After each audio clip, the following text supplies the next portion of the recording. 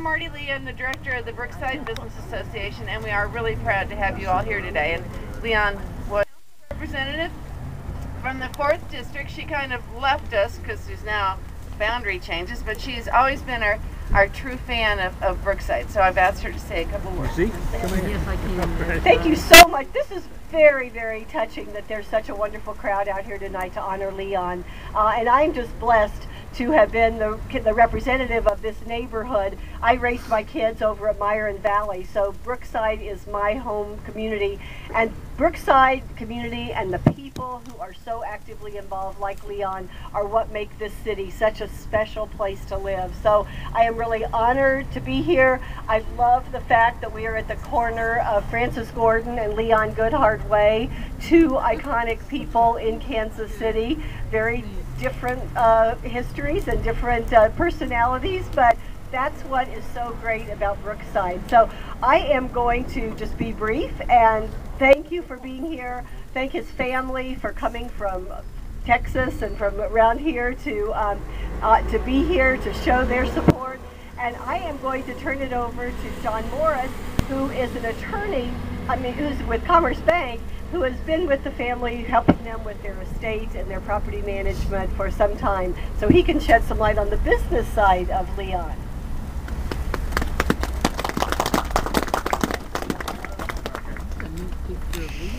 Thanks, Jan. Oops. 2 pages? You can't have 2 pages. No, one of them's Jan that gave me. So yeah, I'm going to try and get through this quick. It's not quite as brief as Jan, but 14 years ago, I came on this relationship and met Leon at that time. Commerce had a long-term relationship. A couple of the other officers are here with me. Ron Schneider, who's had twice that amount of time with Leon. I've known him and the family. And so when I first came on, we came down to Brookside so I could meet Leon, and we went to lunch at Jalapenos, and I grabbed the check to pay for it as a business expense to the bank. And you know, in working with Leon, we had, Ron and I and others had a lot of lunches and breakfasts with them. And so after, you know, about the 3rd time, he grabs the check from the waiter before I could get it. And so, you know, I didn't say, I think I said something wrong, but you know, kind of went on, and then a couple more times he did that, and I said, you know, Leon, let me take care of that. This is a business thing. And Leon said to me, he said, no, we're doing business together, and we're going to be helping each other. You're going to be helping me out here in business. You're going to be helping me contact people. And so I thought, wow, you know, that really stoked my ego. You know, I know some people that I can introduce Leon to. And so we'd come down here to do some things. We'd walk up and down the street. Every 10 steps, somebody'd stop them and say, hey, Leon, I'm going to see you. I'll get back to you on that. I'll get back to you. We'd be at lunch somewhere. Somebody would come up. It was just, you know, every single time that would happen. And so, you know, every so often he'd ask me, you know, what we need to talk to a city official or something. Who do you know? Anybody I mention, he goes, I know them. I fitted them for shoes. I know them. I've seen them for years. You know, I've seen them 10 times. Oh, we might need an accountant for that. Oh, I know him. I got to get back to him on something. So I'm thinking, you know, how is this a two-way business relationship that I'm helping him out and he's picking up these checks for me all the time? And so finally something happened at the bank. Something came up at the bank, a very minor issue. And I thought, you know, I can finally do something. And I told Leon, I said, we can go to the top on this. And he said, oh, no. So I mentioned a couple names. He said, oh, no. I knew them when they first started at the bank. We don't need to do anything.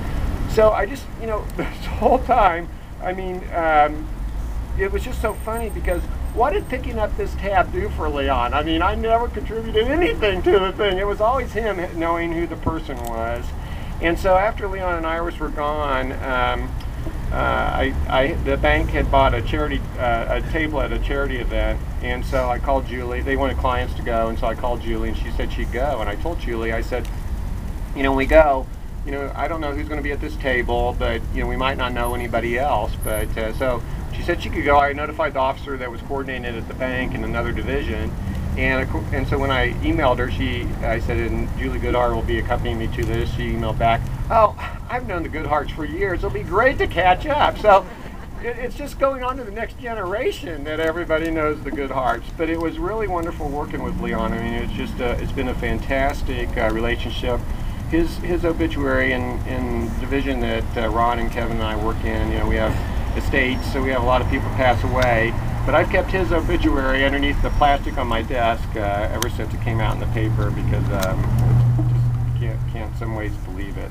So anyway, that's why I just wanted to say a few words now. Is Jerry here, or Jerry Riffle here? Jerry Riffle here, he's here, so he's from Latham Gage, legal counsel for the Kansas City Area Transportation Authority, so he'll say a few things. Hi, I'm Jerry Riffle. I'm general counsel of the KCATA. I knew, I should have worn a hat. I knew Leon Goodhart with, I think, maybe 10 hats. And I thought he was a great salesman, a great American, and a great citizen, and I mean that. When I first met Leon, he told me, he said, I had just won 4th District City Council. I was sort of a very, very early version of Jan Marcus. And he said, I'm glad I had Virginia Kellogg campaign for you, otherwise you wouldn't have won. He said that about 10 times over the years, and I think he meant it. Next, I knew Leon Goodhart because of my kids. And he would talk about my cute little redheaded kids and country club shoe. And 2 things I remember about him. One, he was a guy who believed in ethics. 2, he knew how to make shoes fit. All those shoes, all those years fit. And then when Lauren was in ballet, we got our slippers there, we got their tights there, and he was a great citizen. When I became general counsel of the KCATA, I guess I learned the most about Leon and his dedication for Brookside. You know, Brookside is a unique planned place, and whether you're talking to the City Council of Leawood, Kansas, or clear across the country, Brookside is one of the more well-known, well-planned, interesting shopping areas in this country. Leon knew that. At Country Club Shoe, he knew that. Leon understood that. Leon loved it. And he started that little shoe company, and then he acquired this area. And then when the KCATA came, he had very honest concerns. It's a little hard to believe now that we were going to rip out this parking and build light rail right through Brookside. So he asked thousands of questions about that. Thousands and thousands and thousands, and we negotiated a long time, but you really know what he was doing?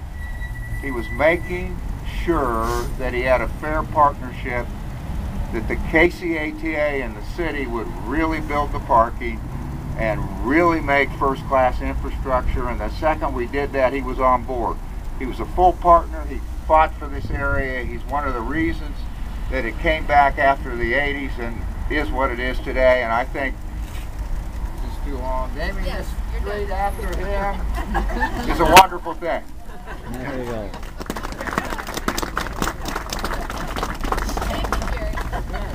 Thank you, Jerry. My name is Barbara McMahon, and I met Leon in 2000 when I decided to move from my home office to a Brookside office. I needed a spot to meet my clients at. So, like most small business people, thank you, like most small business people, rented the office, I painted, installed the phones, I think it's the wind, installed the phones,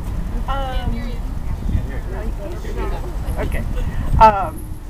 Ordered the furniture, but I needed to go into business, and so I set up a folding table, brought in 3 lawn chairs, 1 for me, 2 for guests, and it was a pretty temporary looking spot. And so Leon comes in the first day just to see how I'm doing, and he looks around at all the temporary furniture and the lawn chairs, and he says, "I love what you've done to the place." And I said, "If you like it now, you are going to love it even more when I bring in the beach umbrellas and the beach balls." And he just cracked up, and I knew we were going to have a great relationship from that point on. Personally, I think Leon's most noteworthy trait was the fact that he cared. And first of all, he cared about this building. He was a constant presence. He took a lot of pride. What do you say? Thank you. He took a lot of pride in knowing everything about it and caring for it himself. That was at all possible.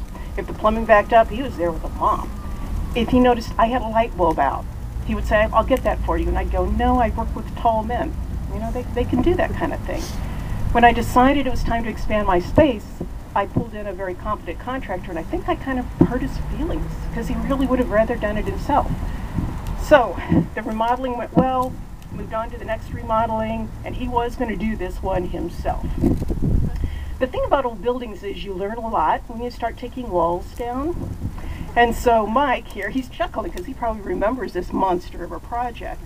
And it turned out really well in the end. I expanded the space. One of the things that Leon realized was you didn't have to be limited by the building to meet the needs of the tenants. You could change things, and he got really excited about that. And I think that's the second point about Leon is he was anxious to please the tenants. He really cared about the people that worked there. So he would notice little things. In my office, he noticed that my coffee cup was always within arm's length. So when he would visit family in Dallas, he would always come back with what his son proclaimed to be the best coffee in the world. And David, he was pretty near right. I mean, it was darn good coffee, but he'd bring me these cans of coffee. And the other thing I remember is how much he loved children. I had an assistant who at the time she worked for me had 2 children, boys, age 6 and 4. And I can remember one day, we had an arrangement where we made it as flexible as we could for her children. So if the kids were out of school on a weekday, they frequently were in my office. And I can remember one day we bought a filing cabinet, we flattened out the box, and the boys built a ramp from the top of the conference room table into the reception area. At about the time Leon opened the door, we found out how fast a Hot Wheels car can fly down a ramp like that. And she was just so embarrassed, and he thought that was just so delightful. He just loved that. He just cracked up. The boys loved sports, and so every year Leon would give them Royals tickets because he had contacts. Like Jerry said, the man knew everybody. So year after year, he would show up with Royal tickets for everybody. One day he spotted my assistant picking up a latte at a Panera store that he frequented. Then he started giving her his frequent buyer cards so she could get free lattes. On a larger scale, and we've alluded to this, he was a big supporter of Brookside. So I think some may remember Leon as a man who had a successful career selling shoes to children and owning and managing property. I would argue that doing those things allowed him to connect with people. And that was the man's real passion. Because I think Leon always welcomed you if you were interested in belonging to his family.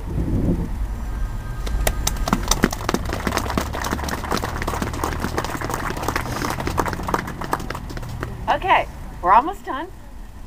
Move around a little bit. Now we're really honored to have David Goodhart, son of Leon, to say a few words. Thank you so much, and good evening, and thank you for braving the cold weather. I know our family really appreciates it. It goes without saying, first of all, everybody said so many kind words. It's very humbling. I tried to focus the speech a little bit more on Brookside since the sign was supposed to dedicate for Brookside, so mine's a little bit catered that way. We can talk later about my dad if you want to know personal stuff.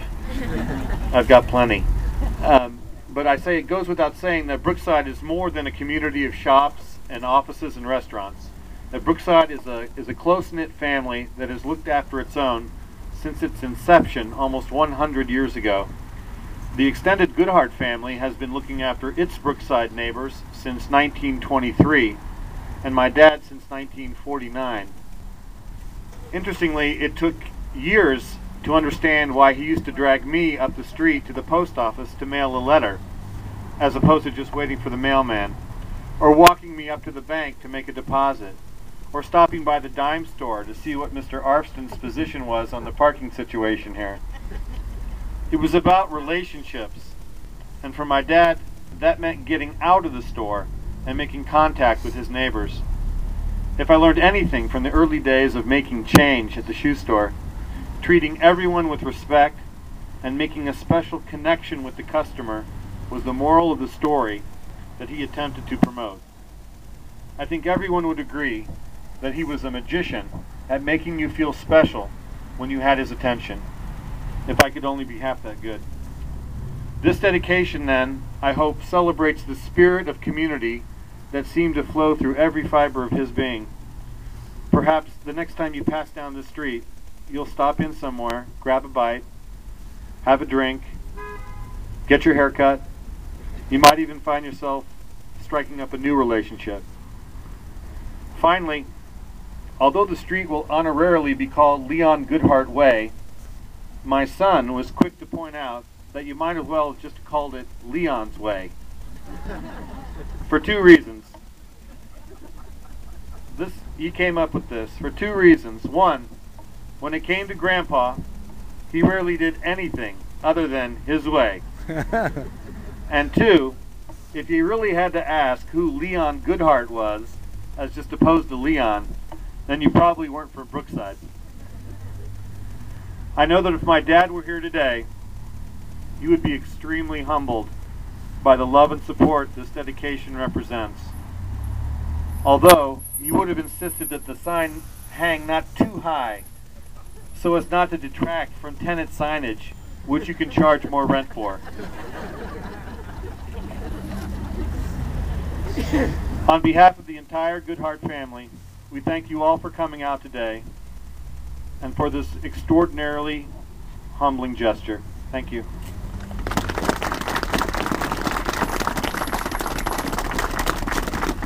And Julie, raise your hand. I think everybody knows who Julie is, but we're glad that she's here. Is the rest of your family here? No, I mean you and your wife? And kids? No, okay. But thank you guys for being here. This is great. Okay, for those of you that know Leon, and you all know Leon, every day, every single day, he would walk across the street from the offices over here of Jacob Properties and go up and down the street, which is why this is Leongoodhart Way. And you're right, Leon's Way, that would have been perfect. I'm going to have the signs changed. No. So what we would like to do at this point is, in a few minutes, we're going to walk down Leongoodhart Way, do the Leon Walk, and we're going to end up at the Blue Grotto, if you would like. And there's a room up above that we have until 6:30 because there's another group coming in. But we're going to also have some little cards out if you want to write any kind of memories that will go to the family and that kind of stuff. But this is a time to just talk about family, all the wonderful things that Leon's done, and we are just so happy that you're all here. So thank you for coming, and we are ready to do the Leon Walk.